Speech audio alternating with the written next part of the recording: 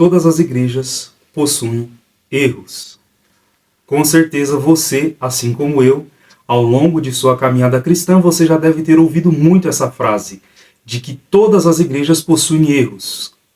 Bem, eu não sei ao certo o que essa frase quer dizer na mente das pessoas que falam, que dizem essa frase. Mas eu entendo que a igreja, sendo administrada por homens, sim, ela possui erros, desde os erros mais pequenos até os erros mais grotescos, até os erros mais enormes que possam ser. Mas o que de fato na mente dessas pessoas essa frase quer dizer?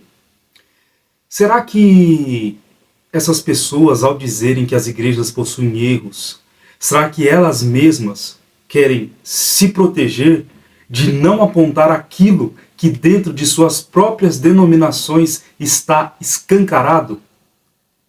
E aquela velha máxima que diz: olha, não toqueis no ungido do Senhor.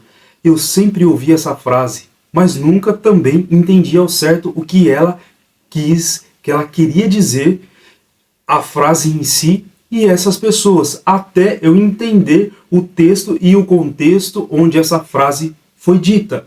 E, claro, essa frase não é aplicada à Igreja do Senhor hoje, nos dias atuais. Essa frase não pode ser aplicada a nós. Por quê? Porque não que nós, mesmo que nós queiramos saber o porquê das coisas, às vezes nós somos taxados de, abre aspas, rebeldes.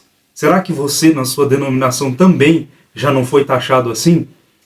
Porque quando nós queremos sair do conhecimento do senso comum e partimos para o conhecimento um pouco teológico, em se tratando de igreja, conhecimento científico, nós queremos saber o porquê das coisas. E isso não é pecado. Isso é sinônimo de amadurecimento. O porquê que isso é assim? O porquê que o regimento é assim? O porquê que a Bíblia diz uma coisa e se faz outra dentro de uma determinada denominação? Saber o porquê dessas coisas não é errado. É apenas entender e amadurecer o conhecimento, sair do senso comum para um conhecimento um pouco teológico. E eu entendo que sim, repito, as igrejas possuem erros por serem administradas como os homens. Mas existem igrejas mais afastadas da Bíblia em detrimento de outras. Isso é óbvio. E existem aquelas igrejas que nem Bíblia não existem dentro delas.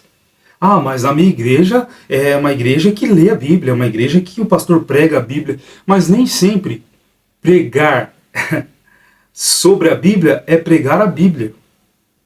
Nem sempre falar sobre a Bíblia é falar de fato a Bíblia.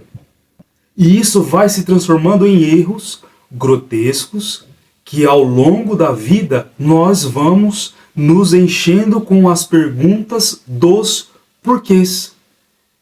Até o ponto em que algumas pessoas decidem romper com essa denominação, decidem sair dessa denominação e passar a procurar uma igreja que se aproxima mais da palavra de Deus em sua totalidade. Não que essas outras igrejas serão isentas de erros, não que essas outras igrejas terão pontos doutrinários diferentes da sua antiga denominação. E isso, às vezes, até parece que o fato de nós sairmos da nossa denominação e procurarmos uma outra, parece que nós estamos incorrendo em um grande erro. E eu tenho uma citação aqui de um reformador que diz assim: meu coração foi treinado e criado desde a infância para honrar e adorar imagens, por isso um medo destrutivo do qual desejava me livrar, mas não conseguia, apoderava-se de mim. Assim, temia que não estivesse queimando apenas ídolos. Embora soubesse, pelas Escrituras, que as imagens não exerciam influência nenhuma, contudo, mesmo assim era tomado pelo medo, receoso de um demônio imaginário. Andrea von Karstad foi um reformador contemporâneo de Martinho Lutero. Aqui ele está dizendo que quando eles desejaram implantar a reforma, o fato da igreja adorar ídolos, ter vários ídolos, várias imagens, deveria ser deixado de lado. E esse reformador, mesmo sabendo que na escritura dizia para abandonar os ídolos, ele sentia que ele estava fazendo errado ao abandonar esses ídolos. E isso não é o que acontece com muitas pessoas, isso aconteceu comigo. Mesmo eu sabendo que contém e que estava sendo errado os erros contidos em determinada denominação, quando eu saí dela, parecia que eu estava fazendo errado.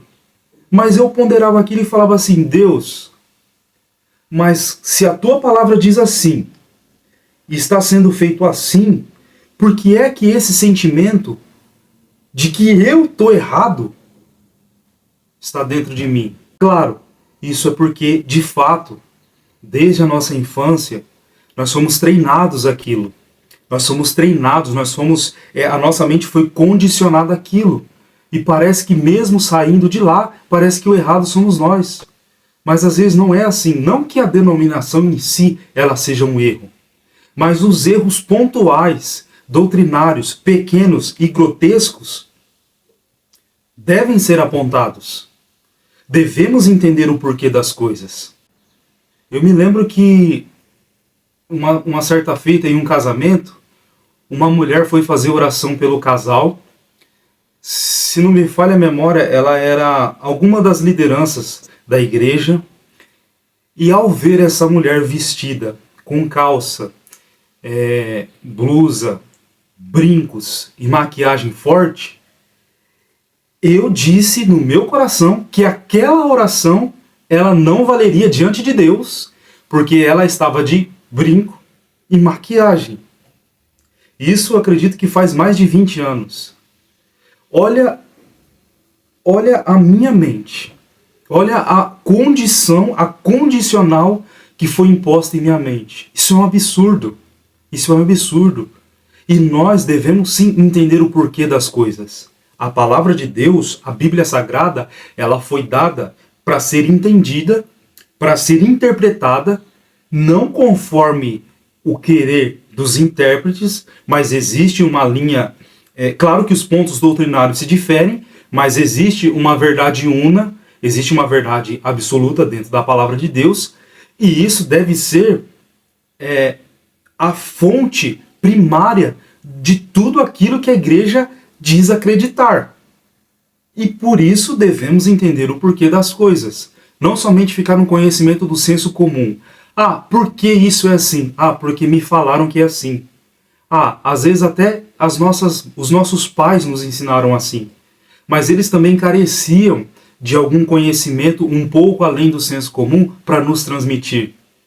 E talvez hoje, com tanto acesso à informação fácil e rápido, com tanto acesso a livros, a própria palavra de Deus, nós devemos sair do senso comum e entender o porquê das coisas. Aquilo que está em desacordo com a palavra de Deus deve sim ser apontado, de uma maneira que o próprio Deus seja glorificado, de uma maneira pacífica e de uma maneira inteligente, repito, onde o próprio Deus será glorificado.